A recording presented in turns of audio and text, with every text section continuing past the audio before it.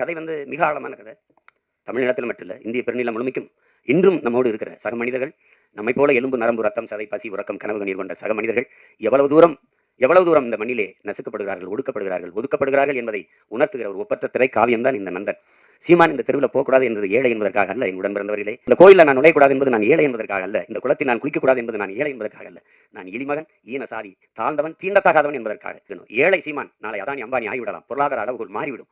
ஆனால் இன்றைக்கு இழிமகன் சீமான் எந்த உயரத்திற்கு போனாலும் என் மீது சுமத்தப்பட்ட சாதிய இழிவு போக மறுக்கிறது. அதற்கு சான்று சீமான் அல்ல, இந்த நாட்டின் முதல் குடிமகன், president of India Ramnath Kovind கோயிலுக்கு வெளியே ஒரு மரத்து நிழலே குடும்பத்தோட யாகம் வளர்த்து கும்பிட்டு போனது இன்னும் இருக்கு. வரலாற்று நிகழ்கால நிஜம். நாட்டின் முதல் குடிமகன் Droupadi Murmu, president of India. நாட்டின் பிரதம அமைச்சர் மாண்புமிகு ஐயா நரேந்திர மோடி ஒரு நாட்களிலே, ஐயா அத்வானி ஒரு நாட்களிலே அவர் வீட்டு வாசலில் அமர்ந்து பேசுகிறார்கள். அந்த அருமை பெருமகள் அந்த ஓரத்திலே கைகட்டி நின்று கொண்டிருக்கிறார். பிரசிடென்ட் ஆஃப் இந்தியா, நாட்டின் முதல் பிரசிடென்ட் ஆஃப் இந்தியாவுக்கு அந்த நிலைமை என்றால் சாதாரண ஊராட்சி மன்ற பிரசிடென்ட் தலைவருக்கு என்ன நிலைமை இருக்கும் என்று